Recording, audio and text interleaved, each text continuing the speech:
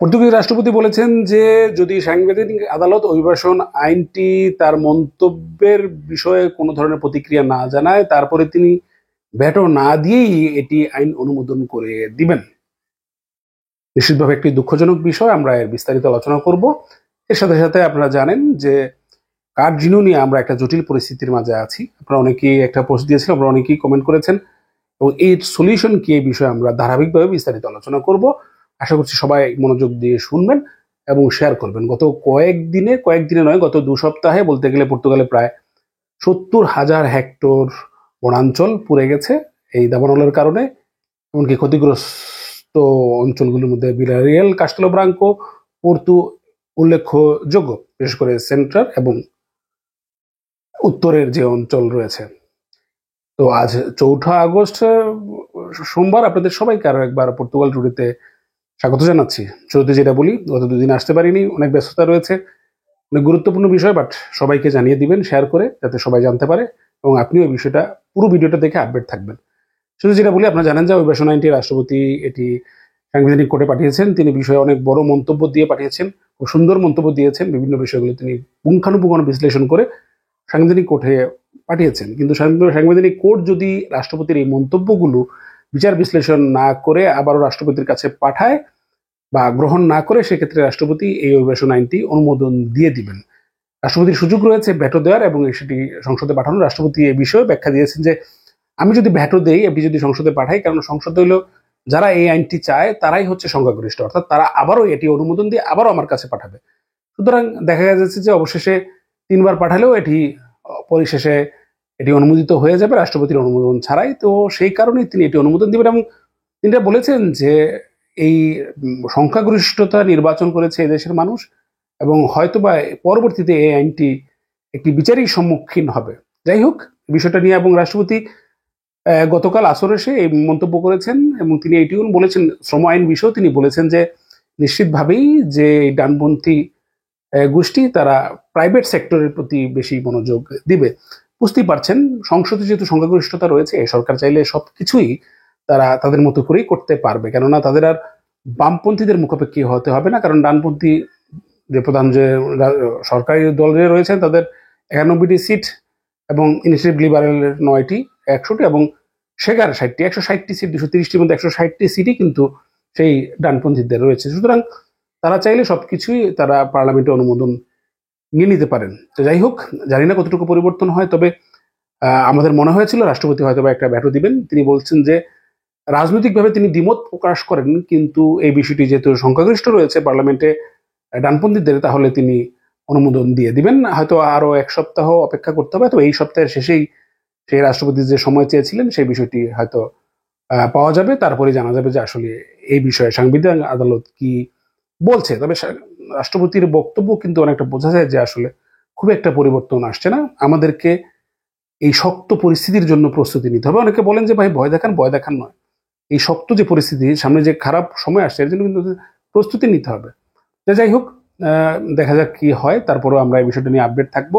যাদের সুযোগ রয়েছে, বারবার কেন ওগুলো বলছি, যে যাদের সুযোগ রয়েছে আপনারা আবেদন করে দিন। কেউ যদি মনে করেন যে আপনি কোর্টে যাবেন, কেউ যদি মনে করেন আইনত আপিল করবেন, আপিল করে দিন। সাধারণত আইনের নিয়ম অনুযায়ী আপনি যখন যেটা আবেদন করবেন সেই জিনিসটাই হচ্ছে মূল বিষয়। এবং যদি আপনি আবেদনের পারমিশন পেয়ে যান, উদাহরণস্বরূপ আপনি যদি একদিন কোর্টে গেছেন, কোর্টে আপনাকে আমিতে ডেট দিয়েছে আবেদনের জন্য, সেক্ষেত্রে আপনি আবেদন পাবেন। আর আপনি যদি ফ্যামিলির পারমিশন পেয়ে যান, সেক্ষেত্রে কিন্তু আপনার আর পরিবারের বিচার অনুমোদনের ক্ষেত্রে কোনো জটিলতা নেই।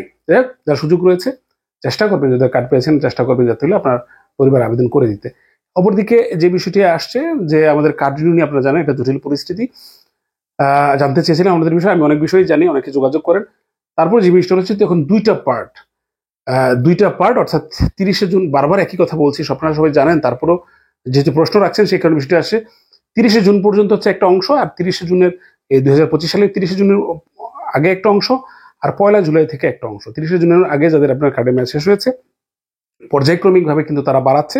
নতুন যে পোর্টাল তারা চালু করেছে, যেটা আগে 2020 সাল ছিল, 21 করেছে, 22, এখন 23। আশা করি আগামী হয়তো 2 সপ্তাহের মধ্যে হয়তো 25 সাল পর্যন্ত চলে আসবে, কেননা বেশিরভাগ ক্ষেত্রে 24 এবং 25-এই কিন্তু কার্ডের মেয়াদ এক্সপায়ার্ড হয়েছে অনেকের, এবং 2021, 22, 23 আসলে হয়তো সামান্য কিছু কার্ড থাকতে পারে। তবে 24 এবং 25-এ এই কার্ডের মেয়াদ এক্সপায়ার হয়েছে বেশি মানুষের। যাই হোক, আশা করছি হয়তো 24 আমরা আগামী সপ্তাহের দিকে পেয়ে যেতে পারি, কেননা ওইদিকে যেহেতু তাদের আস্তে আস্তে তারা বাড়াচ্ছে, এবং হয়তো আমরা এই মাসের মধ্যেই দেখা যাবে যে আমরা সেই 24 এবং 25 দুটাই কিন্তু আমাদের ইমেল পাওয়া শুরু করব। এবং আপনি যদি ইমেল পান যারা 30 জনের মধ্যে, আপনাকে কিন্তু আর পাসওয়ার্ডের ঝামেলা যেতে হবে না। আপনি আপনার সেই লিঙ্ক দেবে, সেই লিঙ্ক ভ্যালিডেট করে আপনি আপনার অ্যাকাউন্টে আপনি রিকভারি করতে পারবেন এবং নতুন পাসওয়ার্ড আপনাকে দিয়ে দিবে, এবং সেই অনুযায়ী আপনি পেমেন্ট করবেন। এবং পেমেন্টটা অবশ্যই, যদি পেমেন্ট জেনারেট হয়, পেমেন্টে যে ইনস্ট্রাকশনটা লেখা থাকে, যদি মনে হয় যে পেমেন্টটা 48 ঘন্টার মধ্যে পেমেন্ট করা যাবে না, তাহলে 48 ঘন্টা পরেই পেমেন্ট করবেন। অবশ্যই 10 দিনের মধ্যে আপনাকে পেমেন্টটা করতে হবে, কারণ এটা সরকারি যে ডিওসি পেমেন্ট জেনারেট হওয়ার পর সাথে সাথে সাধারণত পেমেন্ট করা যায় না, অনেক ক্ষেত্রে দেরি হয়। তো যাই হোক, সেই সময়টার পরে আপনি দেখবেন যদি পেমেন্ট করতে পারেন, দ্রুত পেমেন্ট করে দেবেন, যাতে হলে আপনার প্রসেসটা তাড়াতাড়ি সামনের দিকে যায়। এদিকে জুলাইতে, যাই হোক 2025 সালের জুলাইতে আপনারা যারা কার্ড রিনিউ করতে পারছেন, এই বিষয়ে সংক্রান্ত আরও বলেছি, তারপর আপনারা জানতে চাচ্ছেন, কেননা আপনারা সবাই আসলে ভিডিওটা দেখেন না।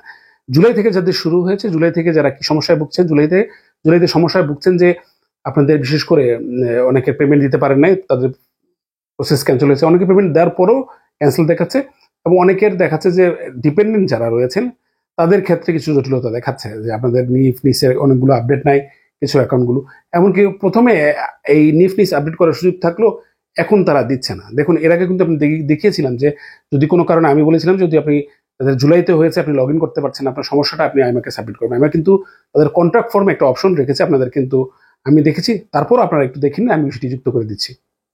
আপনি এই যে আইমার কন্ট্রাক্ট ফর্মে যাবেন, কন্ট্রাক্ট ফর্মে গিয়ে আপনি প্রথমে দুইটা আছে, প্রথমটাতে তিবু দেওয়া শুনতু কি সাবজেক্ট অথরাইজড রেসিডেন্সি সিলেক্ট করবেন।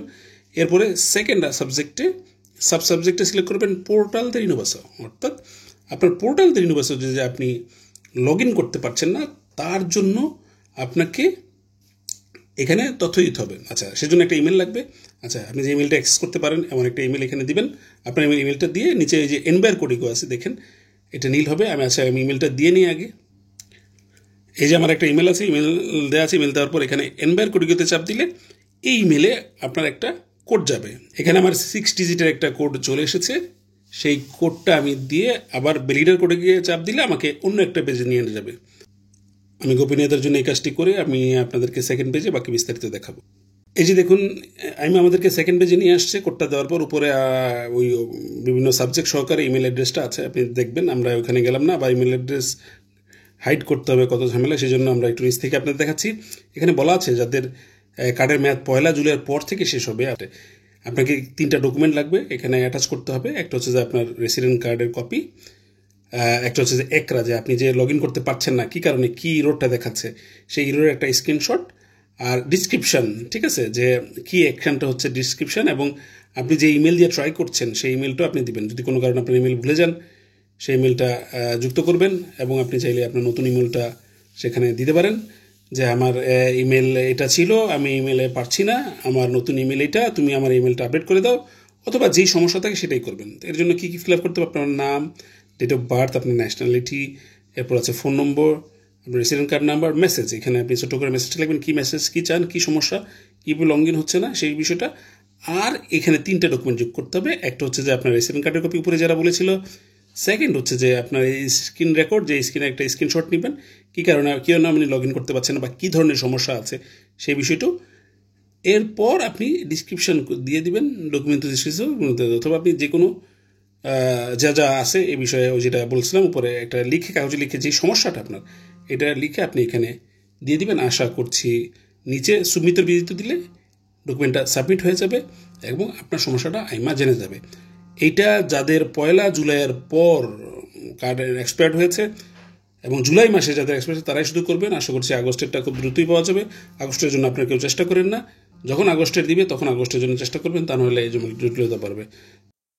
দেখলেন, এখানে শুধুমাত্র এমনটা নয় যে আপনার পাসওয়ার্ড না থাকলে আপনি যে সমস্যায় আছেন, অর্থাৎ আপনি কার্ড রিনিউ করতে গিয়ে যে সমস্যায় আছেন সেই সমস্যা অনুযায়ী আপনি সাবমিট করবেন। অর্থাৎ আপনি একটা স্ক্রিনশট নেবেন, স্ক্রিনশটটা নিয়ে এরর হিসেবে এটা সাবমিট করবেন, আর আপনার যে মেসেজ বক্সে আপনার যে সমস্যাটা রয়েছে সেই সমস্যাটা লিখে দিবেন।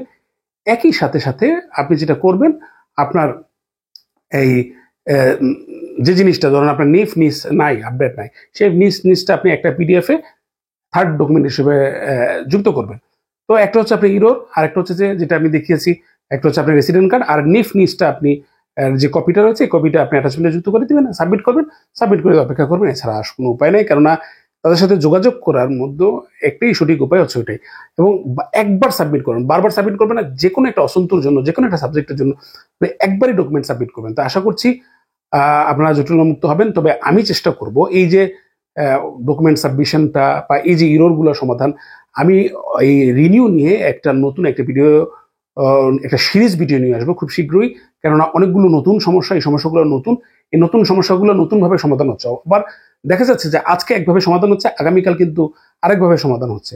তো এই জিনিসগুলো কিন্তু খুবই মানে কনফিউজিং, আসলে আমার নিজের কাছেও কনফিউজিং। এমনকি ডকুমেন্ট সাবমিটের ক্ষেত্রেও কিন্তু কিছু প্রতিবন্ধকতা রয়েছে। কোথায় কে কি ডকুমেন্ট সাবমিট করবেন এই বিষয়গুলো অনেকে জানিয়েছেন, অনেকে অনেক ডকুমেন্ট সাবমিট করছেন, তারপর জিনিসটা হচ্ছে না। কারো জব নেই, কারো ডিপেন্ডেন্ট, কারো আবার দেখা যাচ্ছে যে ফন্দুতে আছেন। এই নানান বিষয়গুলো আমি চেষ্টা করব, একটু ধৈর্য ধরুন। আসলে আমি সময়ও পাচ্ছি না, এবং আরো যে বিস্তারিত যে বিষয়গুলো রয়েছে, সমস্যাগুলো কিন্তু প্রতিদিন একটা নতুন নতুন একটা সমস্যা হচ্ছে, আরেকটা নতুন সমস্যা তৈরি হচ্ছে। তো আশা করছি কিছুদিনের মধ্যেই আমি যদি সুযোগ পাই একটা সিরিজ ভিডিও দিয়ে দেবো, যাতে এই সমস্যাগুলো আপনারা সমাধান করতে পারেন। এবং আমাকে কিন্তু এই সমস্যাগুলো সলভ করতে হচ্ছে, অর্থাৎ আমি এই বিষয়গুলো সমস্যার মধ্যে পতিত হই নতুন একটা সমস্যা দেখি, এবং এটা যোগাযোগ করে এটাকে সমাধান করার চেষ্টা করি, এবং সেই অনুযায়ী কিন্তু আপনাদেরকে উপস্থাপন করি। তো আশা করছি একটু অসুবিধা হয়েছে, আমরা যা বুঝতে পারি, আমি এই জিনিসগুলা আমি এর মধ্যে দিয়ে গিয়েছি, সেই কারণে বুঝতে পারি যে আসলে এই সমস্যাটা হচ্ছে। আমরা চেষ্টা করব যাদের জুলাই আগস্টে আপনারা যারা করতে পারছেন, সাবমিট করতে পারছেন, অনেকে সাবমিট করতে পারছেন, অভিনন্দন। আর যারা সাবমিট করতে পারি না, একটু ধৈর্য ধরুন। আশা করছি এই সমস্যাগুলো দ্রুত সমাধান হবে। চেষ্টা করছি যে আসলে অথরিটির সাথে কনসার্নে নেওয়ার যে বিষয়গুলো, তারা যাতে বিষয়গুলো নিতে পারে। এবং আপনার সমস্যাটা যদি যেভাবে আমি দেখিয়েছি, আপনি যদি ফর্মটা পূরণ করে সাবমিট করে দেন, তাহলে তো সমস্যার সমাধান হয়ে গেল। এবং ধৈর্য ধারণ করুন। আবারও বলছি, কোনোভাবে 2-2বার সাবমিট করবেন না, এবং আপনি একটা সমস্যা নিয়ে 2-3বার ইমেল দিবেন না, একটা ইমেলই যথেষ্ট। আমি এটা 15 দিন হোক, 1 মাস হোক, তারপর কিন্তু আপনাকে রিপ্লাই দিবে। এদিকে জানেন যে পর্তুগালে বর্তমানে যে অত্যধিক গরম পড়েছে, এবার মনে হয় আমিও একটা ফিল করছি যে আসলে গত 11 বছরে আমি পর্তুগালে আছি, এইবার মনে হচ্ছে সবচেয়ে বেশি আহ, মানে সামারের গরমটা ফিল করছি। এবং বলা যায় যে প্রায় 70,000 হেক্টর দাবানলে পুড়ে গেছে। এই যদিও কম, এর আগে তুলনায় এর আগে বেশি ছিল, বাট অত্যধিক তাপমাত্রার কারণে হাসপাতালগুলোতেও ভিড় বেশি হচ্ছে। এবং এই সামারে কিন্তু হাসপাতালে একটু জটিলতা থাকে, এবং উইন্টারের ক্ষেত্রে ছুটির সময়গুলোতে। তো আশা করছি আপনারা যারা যে অবস্থায় আছেন বেশি বেশি পানি পান করবেন। আপনাদের বিশেষ করে ভিয়েনা, কাস্তেলো, পোর্তু, সেন্টার থেকে সেন্ট্রো থেকে আপনার নর্থে যে অঞ্চলটা রয়েছে, সাধারণত সেখানেই দাবানলটা সৃষ্টি হচ্ছে বেশি। এই জোনগুলোতে যারা রয়েছেন, কাস্তেল ব্রাঙ্কো, গোয়ার্দা, আপনারা একটু সাবধানে থাকবেন, কেননা সেখানেই কিন্তু এখনো দাবানল রয়েছে। প্রায় 64টি দাবানলের বর্তমানে অ্যাক্টিভ রয়েছে, 4টির অবস্থা খুবই ভয়াবহ, এবং প্রায় 12টি নয়, 16টি আকাশপথে যানবাহন, হেলিকপ্টার এবং বিমান দিয়ে আগুন নেভানোর চেষ্টা হচ্ছে, এবং প্রায় 2,000-এরও বেশি দমকল বাহিনী সেখানে কাজ করছে। তো চেষ্টা করবেন, আমরা যদি আশেপাশে এলাকায় থাকেন, একটু নিরাপদে থাকতে, খোঁজখবর রাখার জন্য কোন এলাকায় কি দাবানলের সৃষ্টি হচ্ছে। কারণ একটি মাঝে মাঝে খুব ভয়ঙ্কর পরিস্থিতির সৃষ্টি হয়, এমনকি এটি আজকে প্রায় 2 সপ্তাহ অতিবাহিত হচ্ছে। তো যাই হোক, এই ছিল আজকের মতো পর্তুগাল ট্যুরের আয়োজন। আশা করছি আমরা আবারও এই সপ্তাহে নিয়মিত আপনাদের পাশে থাকবো। সকলে থাকবেন। ধন্যবাদ সবাইকে।